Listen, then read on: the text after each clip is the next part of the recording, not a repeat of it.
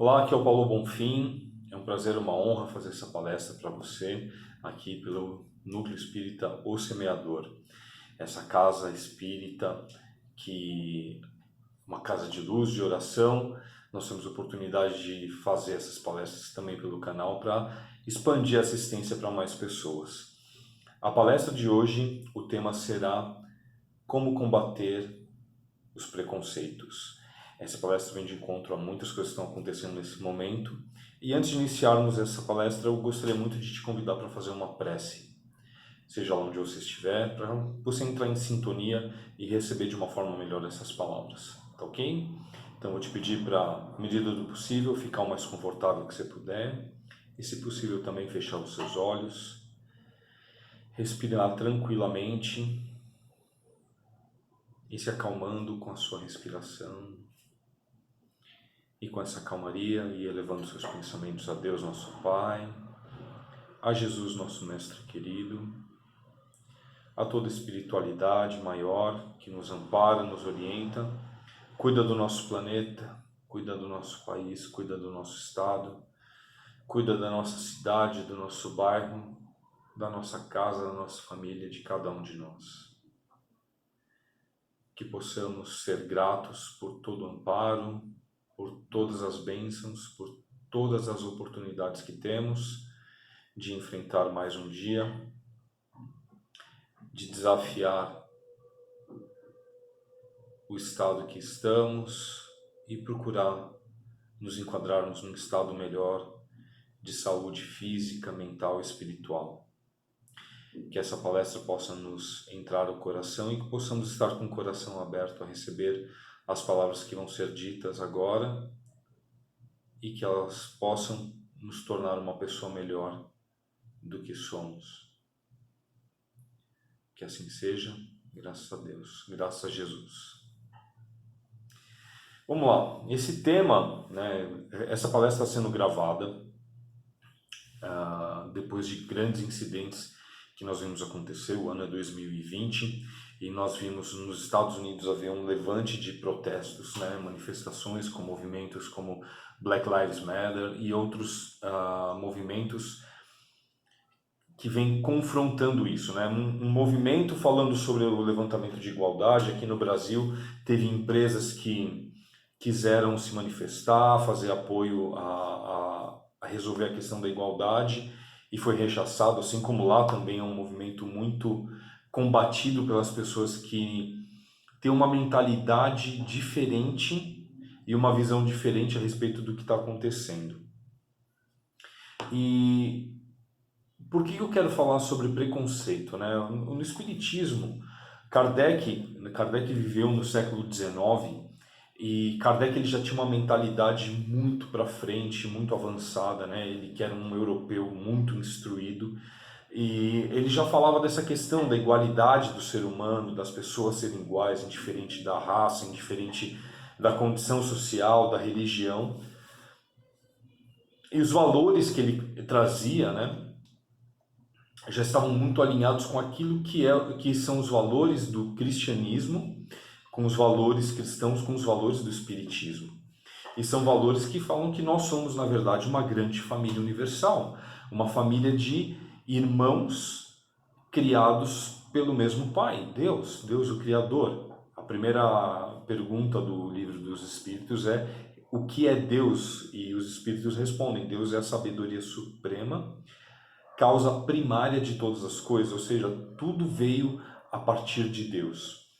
Então, se tudo veio, nós também viemos. E o que isso quer dizer? O que quer dizer isso? Que nós somos irmãos.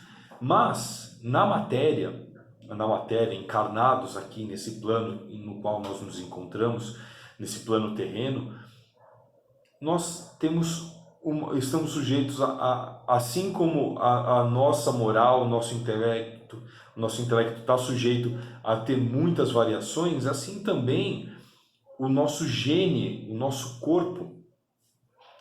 E existe uma gama imensa de variações, apesar de haver pessoas que dizem que não.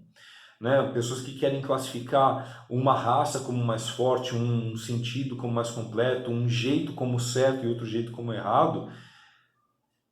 onde isso não é aplicável. Olha só que interessante, né? Nós temos diversas nuances no ser humano, diversas nuances na nossa psique, diversas nuances nas nossas personalidades, no nosso jeito de ser, e isso também no nosso corpo. E uma coisa não está atrelada à outra. O preconceito vem dizer que um é melhor do que o outro, que um é pior do que o outro. E aonde está a origem disso? Né? Quando nós estudamos o Evangelho, quando nós estudamos o Livro dos Espíritos, quando nós estudamos as obras básicas, os Espíritos já nos alertavam qual que é a maior chaga, qual que é o maior problema, qual que é a maior vicissitude da humanidade, qual que é a característica que mais corrompe o homem, a mulher, né? O ser humano, qual que é essa característica que os Espíritos falam? O egoísmo. Tudo de ruim parte do egoísmo. Então, quando nós estamos falando sobre preconceito, pessoas preconceituosas, né, racistas, de diversas formas, nós estamos falando das pessoas, mas o problema em si não é a pessoa racista, mas é a ideia do racismo que a pessoa não abandona. E ela não abandona por quê? Porque é uma pessoa que tem um egoísmo forte. Esse egoísmo faz com que a pessoa seja orgulhosa. O que são essas duas coisas, egoísmo e orgulho? O egoísmo quer dizer eu primeiro, eu mais importante, eu acima dos outros. E o que o orgulho quer dizer? Eu sou melhor do que os outros.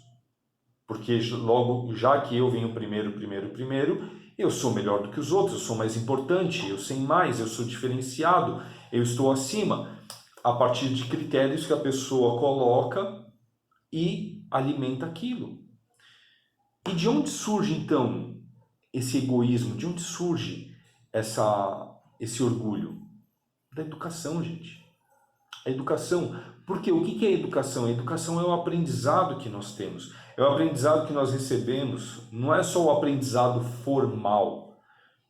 É o aprendizado de vida, de contato, de pessoas que nós convivemos e valorizamos. Olha as pessoas que você mais admira, você vai ver que você imita essas pessoas. E não necessariamente nas melhores características dela. Não é assim? Não tem gente que fala que você puxou para o pai, puxou para a mãe, puxou para o vô, puxou para a avó, puxou para o tio, para a tia. Não é assim? E não necessariamente esse assunto surge numa hora boa, né? Ah, que bonitinho, puxou para o pai, né? Não, geralmente é assim, né? Ah, puxou para o pai. Essa puxou para a mãe. Ah, fez igualzinho o tio fulano. Né? Geralmente vem com uma aura ruim. E por mais que às vezes a gente fique meio ofendido e tal, tem alguma coisa a ver. Sim, porque nós aprendemos que a encarnação, né, a encarnação humana, essa prova que nós passamos de estar aqui unidos nesse plano terreno, nesse período da humanidade, tem a ver com o quê? Tem a ver com o quê? Tem a ver com a nossa afinidade. As famílias materiais, né, que nós nos unimos são famílias com as quais nós temos sintonia, afinidade, que nós temos uma missão e um propósito. E, é claro, vai parecer que a gente puxou alguém, mas por que a gente puxa? Né? Olha só que interessante, né? Talvez isso é uma das coisas mais interessantes que eu converso em algumas palestras, em algumas aulas que eu dou, e eu falo assim, a gente fala sobre a questão do puxar, né? Agora, por que você puxa uma coisa ou puxa outra? E não puxa outra? Por que uma coisa você faz e outra coisa você não faz? Olha que interessante. Tem gente que fala assim, eu faço assim porque minha mãe sempre fez assim, então, eu tenho esse vício de cigarro porque minha mãe fumava, eu bebo porque meu pai bebia, eu xingo porque minha irmã xingava, eu faço isso porque o outro fazia, a gente vai e pega essas coisas nossas e justifica com atitudes dos outros. E eu uma vez conversando com uma pessoa que eu estava atendendo e ela me falou assim, eu queria ter adotado uma pessoa, mas eu não adotei porque meu pai não ia deixar. Eu falei assim, tá, mas você chegou a perguntar para o seu pai? Não perguntei, mas eu sabia que ele ia dizer não. Eu falei, tá. E ela dizia assim, eu culpo meu pai por eu não ter adotado. essa pessoa que eu queria adotar, essa criança que eu quis adotar. E eu falei assim, tá, quantas coisas o seu pai disse para você fazer e você não fez? E quantas coisas seu pai disse para você não fazer e você fez mesmo assim? E a pessoa ficou meio parada. Por quê? Porque ela caiu a ficha de que ela estava responsabilizando o pai, a mãe, as pessoas, pelo que ela era, pelas escolhas dela, pelo que ela fazia, pelo que ela entendia do mundo, e ela não estava se responsabilizando. Não estava assumindo que ela também tinha parte nisso. Né? Por que eu estou falando isso? Né? O que isso tem a ver com preconceito? Nós concordamos com o preconceito dos outros, nós quando temos um pai, uma mãe preconceituosa e seguimos o preconceito, esse preconceito já estava na gente. Nós já trazíamos esse preconceito, uma tendência a ser preconceituosos, nós já carregamos isso de bagagem espiritual de outras encarnações, de outras existências terrenas. E quando nós encontramos pessoas que despertam essas coisas na gente, a gente segue. Essas boas e más tendências estão dentro da gente. E o fato da gente seguir, da gente caminhar, não é só a questão da educação que o outro dá, mas o outro está despertando aquilo na gente. Né? Como dizem, a oportunidade não faz o ladrão, a oportunidade revela o ladrão já existia, ele já era ladrão, estava esperando uma oportunidade de roubar. Teve um caso num campo de futebol, num jogo de futebol alguns anos atrás, e no sul, e a torcida começou a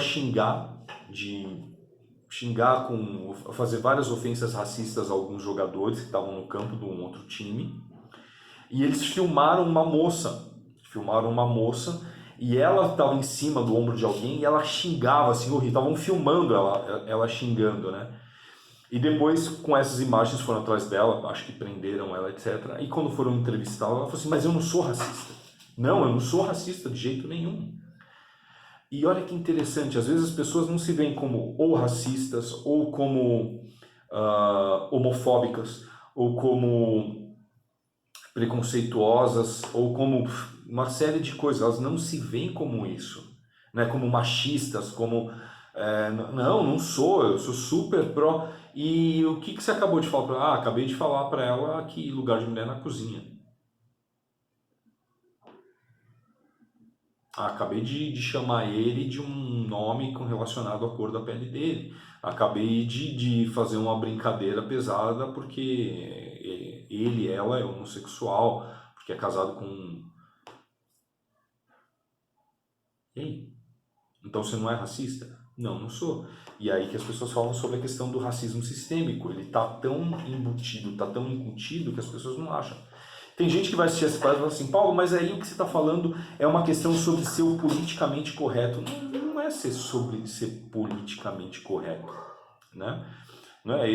Por exemplo, Paulo, quem está assistindo esse vídeo já deve ter notado que eu sou branco, tenho a pele branca, e eu tenho uma noção mínima, ínfima, mas é um vislumbre. Além do mal-estar gerado para com as pessoas, os meus amigos, minhas amigas, que são negros, negras, que são homossexuais, bissexuais, etc., e que eu já vi eles passando por algumas situações, eu morei na Inglaterra um período da minha vida, e uma vez, eu morei justamente em 2001, de 2001 para 2002, quando teve o incidente do atentado terrorista nos Estados Unidos, que derrubou as Torres Gêmeas, e eu pareço muçulmano, né? Eu não sei se você acha isso, mas todo mundo que estava lá, o pessoal, inclusive os muçulmanos com quem eu trabalhava, achavam que eu era muçulmano, que eu era o egípcio, o turco,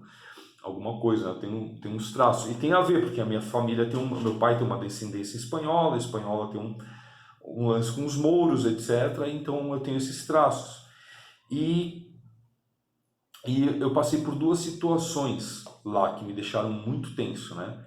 Depois que aconteceu o incidente, e como os sequestradores do avião as pessoas que cometeram o crime, o atentado terrorista eram muçulmanos. Eu uma vez estava no caixa, a cidade assim, gente, era que eu morava, era super pacífica, a polícia não usava arma e a gente podia ir no caixa eletrônico de madrugada despreocupado. E para mim, eu já estava começando a me acostumar, porque eu nasci e cresci no Brasil, então sempre que ia no caixa eletrônico eu ficava, né, meio tenso, né, eu aprendi de volta a fazer isso, mas lá eu ficava despreocupado. E um dia eu estava sacando dinheiro e um cara chegou muito perto de mim. Quando ele chegou muito perto eu me assustei porque eu pensei que ele ia me assaltar. E ele passou gritando, falando uma coisa, eu não entendi direito o que ele falou, porque eu me assustei, né, e me encolhi. E ele passou perto de mim falando, hijacker, hijacker! E eu me encolhi, não entendi. Aí ele foi embora, eu fiquei meio assustado, meio com medo. Peguei o dinheiro, guardei, olhei em volta. E eu fiquei tentando pensar o que aquele cara tinha feito. O que ele tinha falado. E aí eu venho ouvindo as palavras, fui ver que ele me chamou de hijacker. Hijacker significa sequestrador, que era o termo que eles usavam para o nome a pessoa que sequestrou o avião, que bateu nas Torres Gêmeas, né? Eles falavam que eram os hijackers. Então o cara me chamou de hijacker porque eu pareço muçulmano. Estava falando que eu era terrorista. E eu me senti muito mal, eu me lembro de ter me sentido muito mal. E uma segunda vez foi de eu estar com a Karina, minha esposa, e mais um amigo, e a gente estava esperando numa fila de táxi, conversando em português. A gente tinha tido uma noite ótima, tinha jantado, tinha ido no cinema, a gente estava voltando para casa. E um cara atrás ouviu a gente falando em português, e ele estava um pouco embriagado, e o cara cismou com a gente, começou a fazer umas perguntas, a gente respondendo de boa, pensando que era gente amistosa falando com a gente. E ele falou assim, não, eu estou te perguntando isso pelo que aconteceu nos Estados Unidos, a gente quer saber o que é que você está falando aqui em outra língua no nosso país. E aí a gente percebeu que o cara estava ameaçando a gente, né? A gente estava recebendo uma ameaça. E a gente ficou quieto, se fechou ali, deixou o cara.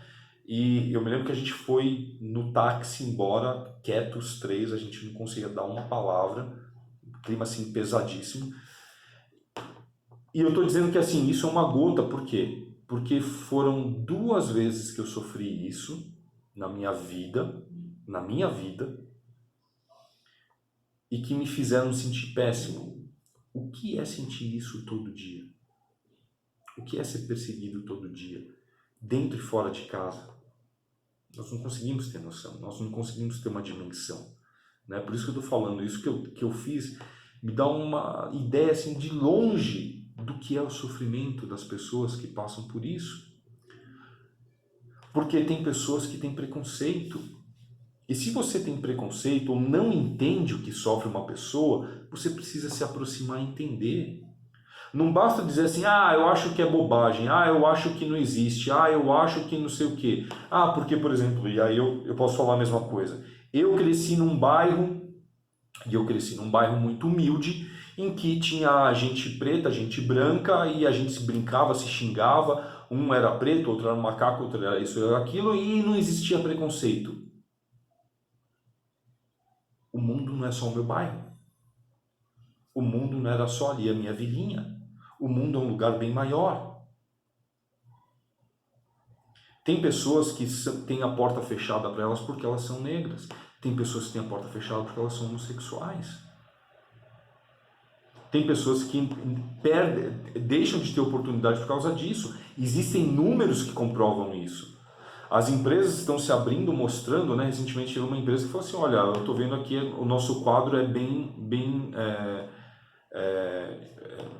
a gente tem até mais negros, né? Um percentual maior de pessoas negras trabalhando com a gente do que brancas, mas na diretoria a gente quase não tem gente negra. Então, isso está mostrando o dispare que tem na sociedade. O que eu quero dizer é assim, a gente tem que entender que o preconceito existe sim, não é porque a gente não vê. Tem um monte de coisa que a gente não vê que existe. E o preconceito, talvez se você não está vendo, é uma delas. E o que precisa fazer? Primeiro, precisa se informar. Olhar essas coisas, né?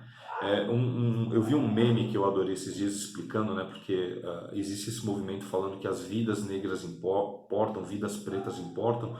E tem gente que fala assim, não, todas as vidas importam. E o exemplo que deram assim, que seria como se uma casa estivesse pegando fogo e as pessoas estivessem tentando apagar essa casa. apagar o fogo dessa casa, e viesse outro e falasse, não, todas as casas importam, e começasse a jogar água nas outras casas que não estão pegando fogo, né? Então, dar espaço, dar lugar, perceber isso, é entender que esses irmãos estão sofrendo. E que hoje nós talvez estejamos numa posição privilegiada, de privilégio, de ter a pele branca, ou de ser de estar numa condição social melhor, né? Eu tive a oportunidade de ler um texto muito maravilhoso de um cara que eu gosto muito, o Arthur Rufino, filho do Geraldo Rufino, falando que ele falando, né? Eu sou preto e eu tive uma vida diferenciada, porque eu cresci com meu pai com uma mentalidade muito para frente, muito blindada, e eu cresci ali, mas eu sei que a maioria das pessoas que tem a mesma cor da pele que eu não cresceram na mesma condição que eu. Então, apesar de nós termos a mesma cor de pele, eu sei que eu estou num outro lugar porque eu tenho uma posição de privilégio. E eu não posso achar que todo mundo teria que ter a mesma mentalidade que eu porque não veio do mesmo lugar que eu. E é isso. É a gente perceber isso. E não ficar julgando, não ficar querendo apaziguar, colocar pano quente, não querer ficar tampando o sol com a peneira, é a gente olhar para essa coisa e tratar. É ajudar os nossos irmãos que estão pedindo ajuda, é ouvir pelo menos, querer entender pelo menos. E mais do que julgar, mais do que condenar, mais do que ficar perguntando por que você não fez aquilo, é perguntar como eu posso te ajudar? Como eu posso ser mais amigo para você? Como eu posso ser mais irmão, irmã para você? Como eu posso ser mais justo contigo? Como eu posso ser mais decente com você? Como eu posso ser mais apoiador para você? Como eu posso ser mais caridoso? Porque Kardec estava falando sobre isso no século XIX, nós estamos no século XXI. E nós estamos ainda nessa batalha, nós estamos ainda no meio disso, nós estamos ainda muito longe de ter uma sociedade igual para homens, mulheres, para brancos e para negros, para heterossexuais e homossexuais. Nós precisamos simplesmente olhar uns para os outros e ver, somos todos irmãos. E o que podemos compartilhar de verdade é amor. Não somos melhores do que ninguém. Não somos piores, mas não somos melhores do que ninguém. E quanto mais nós pudermos aprender com as pessoas, aprender com as diferenças, ver o quanto essas diferenças contribuem para a riqueza que tem no mundo, né, mais nós vamos entender essa enorme irmandade que é a humanidade, não só no nosso planeta, não só com as diferenças de pele, de orientação sexual, mas de vida, de alma, de história, de bagagem.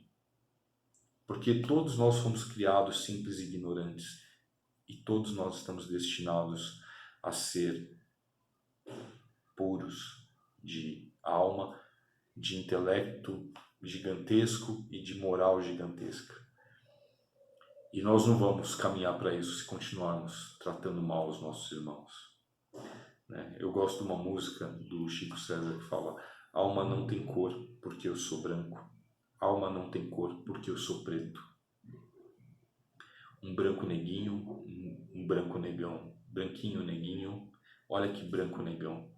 Né? Que a gente se misture mais, que a gente se respeite mais, que a gente se ame mais e que a gente apoie mais as pessoas que estão dizendo: eu preciso da tua ajuda, não importa a cor, não importa a condição. Que a gente não julgue, que a gente ajude, tá ok? Essa era a palestra de hoje, espero que você possa sair com uma mentalidade transformada, mandar uma mensagem positiva para alguém e, se não souber o que dizer, oferece teu ombro, oferece teu ouvido, aprende demais sobre isso e apoie as pessoas que estão pedindo apoio para você, tá ok? Vamos encerrar com uma prece. Então, quero te pedir novamente para sentar da melhor forma possível, mais confortável. Se possível, feche os teus olhos. Eleva o teu pensamento a Deus, nosso Pai, a Jesus, nosso Mestre. e que possamos pensar na humanidade nesse momento que atravessa por tantas dificuldades, tantas provações, pessoas que estão surtando, pessoas que estão perdendo o controle na frente das câmeras.